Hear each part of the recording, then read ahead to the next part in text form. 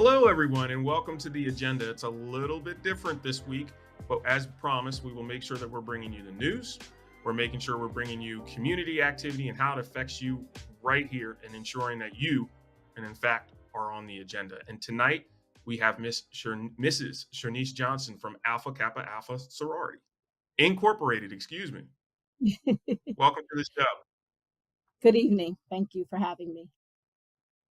Again, we thank you for coming on this Zoom with us. It reminds me so much of that time past of COVID when we were Mhm. forced to do this, and now it's just a matter of convenience. But speaking of that, the AKAs were very vital in regards to COVID and making sure the vaccine was equally distributed throughout the communities.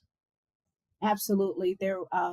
Here in Delaware, we championed and fought to get and advocated for members of the community to get vaccinated, especially in those underserved areas, to make sure that we got the word out and make sure that they were comfortable and were educated in understanding the benefits of getting the shot versus, a lot of the negative press that may have prevented or prohibited individuals in being scared and fearful of getting it. So we were very vocal and very involved with advocating for individuals to get vaccinated and making sure that they knew where to get vaccinated. And again, we're armed with the health benefits and all the right information so they could make an educated decision to do so. Ms. Johnson, for people who do not know, um, Mhm. who who the AKAs are and what they Mhm. do. Tell us a little bit about your legacy, the Okay, legacy of your so organization. well, Alpha Kappa Alpha Sorority Incorporated has been around for 115 years. We were founded on January 15th, 1908, on the campus of Howard University in Washington, D.C.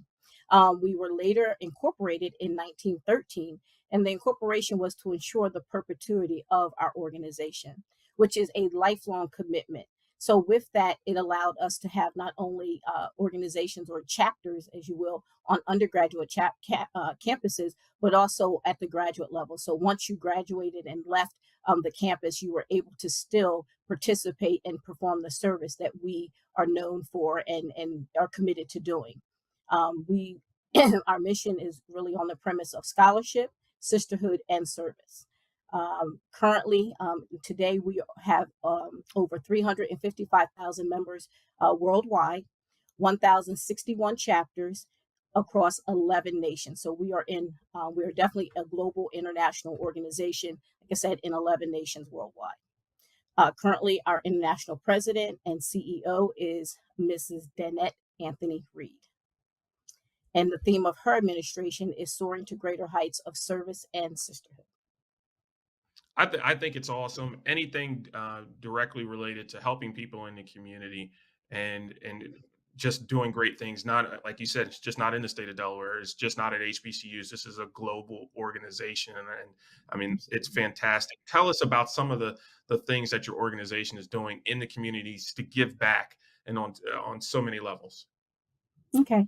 So right now, as I mentioned, our current theme or administration is soaring to greater heights of service and sisterhood, and there are six basic areas that we're focusing on under that administration: strengthening our sisterhood, because at the core of our organization is sisterhood, and we feel that if we, as we strengthen the bonds of our members and the way that we interact, that gives us the ability to be more unified in our delivery of the service to the greater community. Sort of like taking care of home first before you take care of others.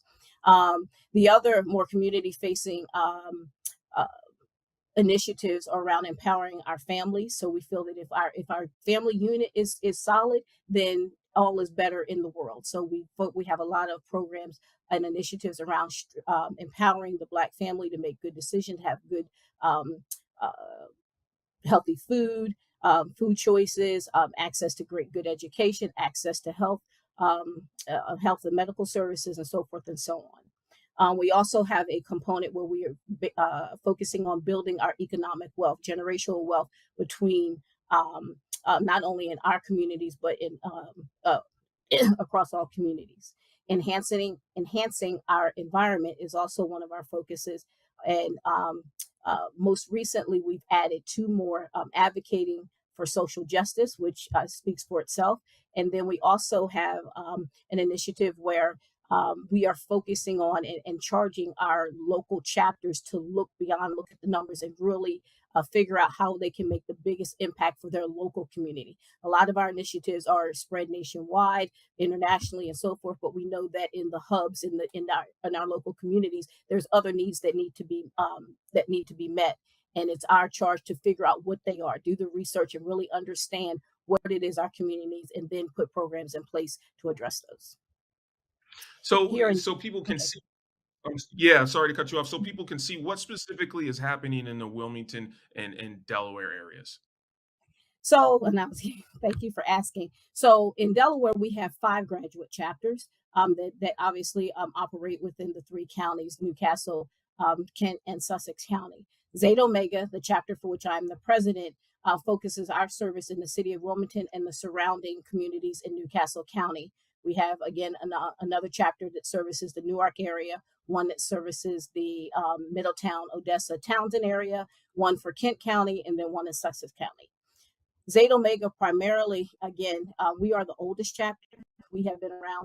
We were 1922, so last year we celebrated 100 years of service and we were very excited about Congratulations. that. Thank you.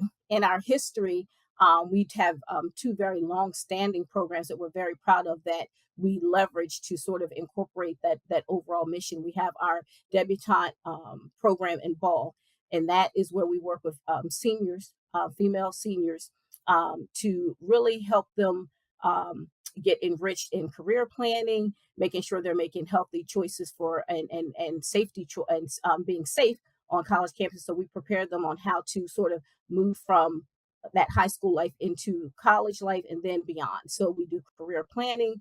We equip them with information on making, again, healthy food choices, healthy diet, exercise, just being physically safe.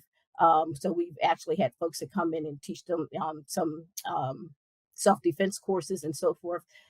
We also expose them to different types of arts experiences or cultural experiences they might not normally be um, uh, exposed to. The other thing that we also focus on is etiquette, really teaching life skills. How do you interact in a professional setting and so forth? So we really focus on all those things to help make the individual to go out and be productive in society post high school. And again, we've been doing that for 74 years.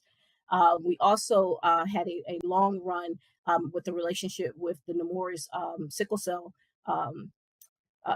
research department, where we sponsored a tennis tournament and raised over $300,000 through the course relationship with them to help them with research and education for sickle cell. Um, in addition to that, we have also we provide or give out annual scholarships. We also have established in 2012 our first economic symposium for women. So in that we invite women from Yeah, all I'm ages. interested to know about that one. From that, we invite women for all ages and all walks of life, and we have different workshops that for on topics that are important to help women be empowered and make good financial decisions, starting from middle school all the way up through retirement. So we would have different workshops and different streams depending on where you are in life. And we also had a component, honestly, where we invited women that were coming out of re-entering the workforce, whether it be from incarceration and things of that nature. So we really focused on helping women make good decisions and really be aware of what they can do to be financially and economically stable. True social justice within the community. I love it. A lot of people would say, how can I be a member of this organization? What do I need to do? How do I qualify? What are some of those things? So the first premise, as I said, is around academics. So it is an organization for college educated women, and again, you can come in on two different levels. Whether you come in as an undergraduate on a college campus, obviously, There's criteria there from a grade point average and things of that nature, and getting involved. The things that we look for members are definitely, demonstrated service. So we are about doing service, and we want to attract folks that are already committed to doing service and want to help further our mission and do service as a member of Alpha Kappa Alpha. Um, and then at the graduate level, you can also be invited. So those individuals that are out in the community and working and are interested, we invite you. Check out the websites and ours is aka zetaomega.org, and check out our website to learn more about the activities that we're doing. Come out, let us meet you. And so that if the more we know about you and share information with you, and you can share information with us, we may invite you for membership. That sounds very peculiar. You said may invite them for membership. Well, we are a bit selective, so so it is by invitation. So at the graduate level, it is by invitation. Obviously, if you can express interest, but it is by invitation. So again, we don't recruit per se, but we always are observing and looking for individuals or females that we feel could be productive and contribute to our mission. Yeah, and it's a great mission that you have. Um, it's just not you. For people who are not familiar with the sorority programs for African Americans, there's nine, Mhm. the There are Divine nine. Nine. So, The Divine could you Nine, tell us a little yes. bit more about that? So yes, we call ourselves the Divine Nine because there are nine organizations that make up the National Panhellenic Council, and basically a consortium of four sororities, international sororities, and five um, international fraternities. The sororities are Alpha Kappa Alpha, the first and the finest, and then are Delta Sigma Theta, Zeta Phi Beta, and Sigma Gamma Rho. On the fraternity side, there's Alpha Phi Alpha, the first Greek organization for African Americans, period. So they were the first. Kappa Alpha Psi, Omega Psi Phi, Phi Beta Sigma, and Iota Phi Iota. And Okay, so great. And again, so, yeah, okay. do you And we all all share work common. together for organizations too? Do you work together Absolutely. on projects and social justice and things of that sort? Absolutely. So, as individual organizations, we all each have our own mission and structure and so forth. But at the core, we're all about service and advocating for those whose voices may not be heard and are really disproportionately impacted by today's societal conditions. So, yes, we come together under the umbrella of the Panhellenic Council. Actually, here in Newcastle County, we have 8 organizations from Newcastle County that come together and provide programming and so forth. And we meet monthly to plan those types of activities. So we're always here to support one another. Just last week, Kappa Alpha Psi was here with their Northeastern Province Council, and we were all there. All the organizations were represented in the room to support them in their efforts. So we support each other, we collaborate with each other on different programs, and although we wear different colors, again at the end of the day we're family, and we support, and we all have pretty much the same mission. Yeah. And tell me a little bit about the organization and voting rights, if you could, and what you all do in regards to the political arena to really get the message out there and support candidates and make sure that especially the African American community is informed in regards to who they're voting for.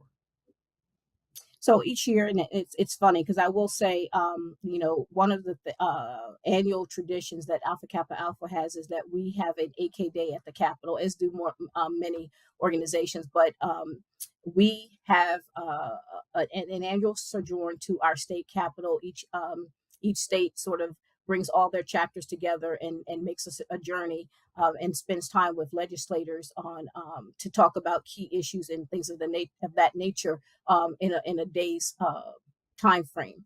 As part of that, we are always talking about voter rights and holding our legislature accountable for making sure that there's equal opportunity, and we're breaking down barriers to ensure that all of us can get to the polls and have our voice heard. In between that, we hold voter registration drives. We partner with the Department of Elections and get certified to help with voter registration and education, whether it be social media campaigns, whether it be forums where we invite people out to and host debates and so forth. We partner with other organizations to hold debates so that they can hear and invite people out and encourage them to come out so that they can hear what the candidates have to say on the issues that are important to them. So we are always at the forefront of making sure that voters are aware of what the issues are, what the candidates are saying about those issues, and making sure that on the voting day that they are there, they're registered, and they can cast their vote and have their voice heard.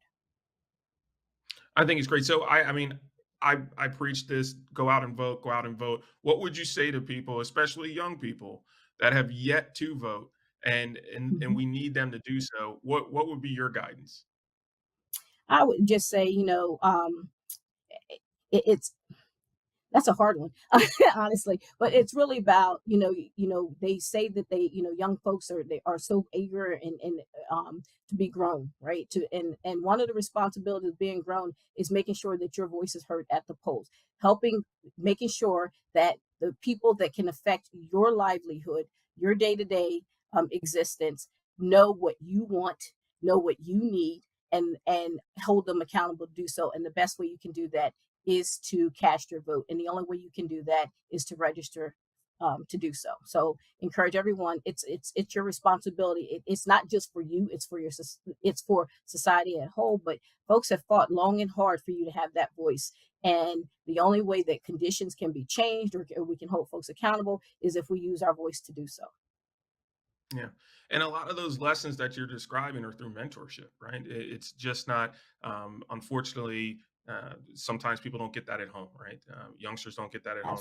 What's the right thing to Absolutely. do? And your organization does a lot with mentorship and ensuring that just not on a political level, but even on an educational level, and as like you said, and on a health level, you're getting out there in the communities. Absolutely. One of our programs that what got established with our new administration in 2022 is called YLI, which is the Youth Leadership Institute. And it's a program where we meet monthly, where we are training young people in middle school ages to how to become leaders, how to be leaders in a role. And it's a youth led organization. So they elect officers, and we just train them how to run meetings. We train them on parliamentary procedures. We expose them to different types of activities and so forth to enrich them so that they are build the confidence that they need to be leaders in tomorrow's world. So we spend a lot of time with them and really asking them what it is that they need from us. So again, it's a youth led, within a certain framework. That they are able to pick certain activities that they feel will best benefit them. So we help them with public speaking and all of that in order to again make them well-rounded individuals so that they can go out in the world with confidence and make an impact. I think it's awesome. So, what would you say?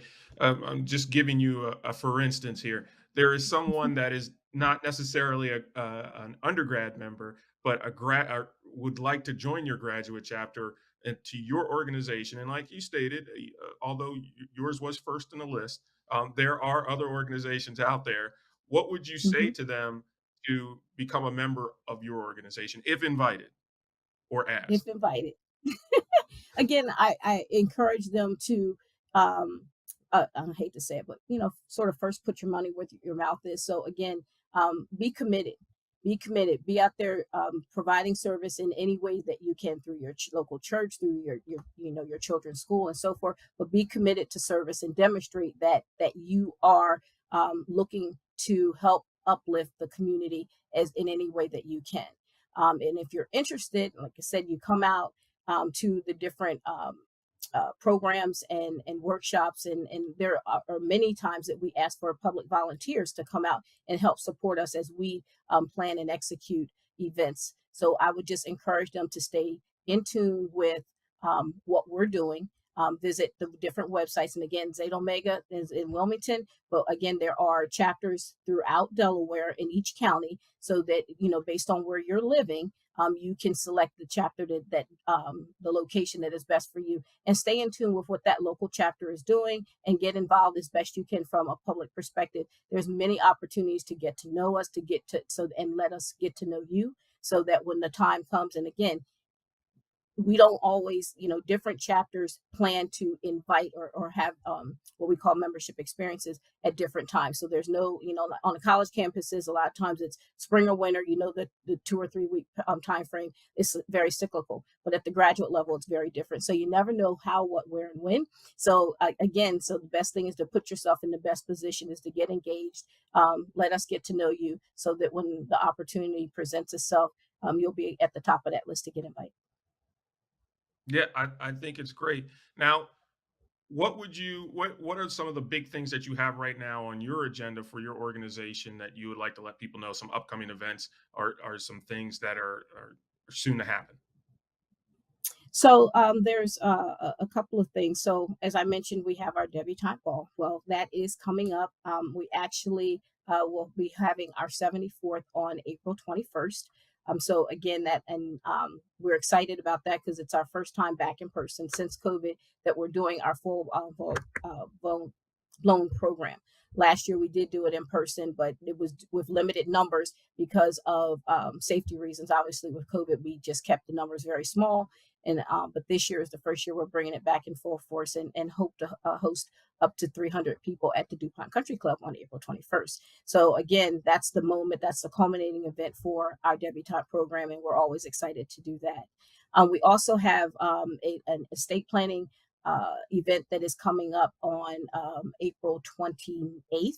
Excuse me, April 29th, at the Woodlawn Library. So where we're going to have our Sorority come out and teach us on things about, educate us on wills, just estate planning in general, to make sure that you have all your affairs in order, to ensure that as things pass along, and that your legacy is managed and maintained, so you're prepared for all aspects of that. Is there What a else do we cost to have? that It for is the free. for the It is free. Absolutely. It Okay, is free. It that's is great. free. So that I actually just approved the flyer today. So look for that on social media. And again, you can follow us on Instagram, aka Zeta Omega. And again, our website, aka zetaomega.org. So very easy to find us with that catchphrase. What else do we have? We are gearing up to do some additional things. We're actually going to be celebrating our 101st charterversary, which is on April 28th. Um, and where we, again, we were founded on April 28th, not founded, but chartered on the 1922 on April 28th. So we will be celebrating and doing some community events to celebrate that. So stay tuned for more information on that. So we've got a lot coming up, and a lot in the works.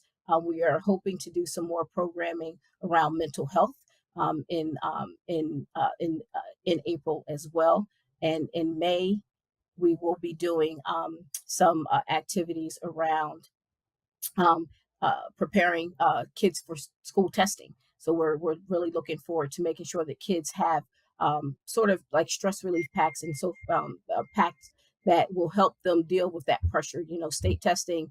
I don't know if we ever really thought about it, but that can put a lot of pressure on kids, and also just sitting in rooms and taking tests and having that anxiety. So we're actually putting together some kits to help relieve some of that stress for them, and we'll be distributing that at local schools as well. So just a few And things how that are can we? coming up.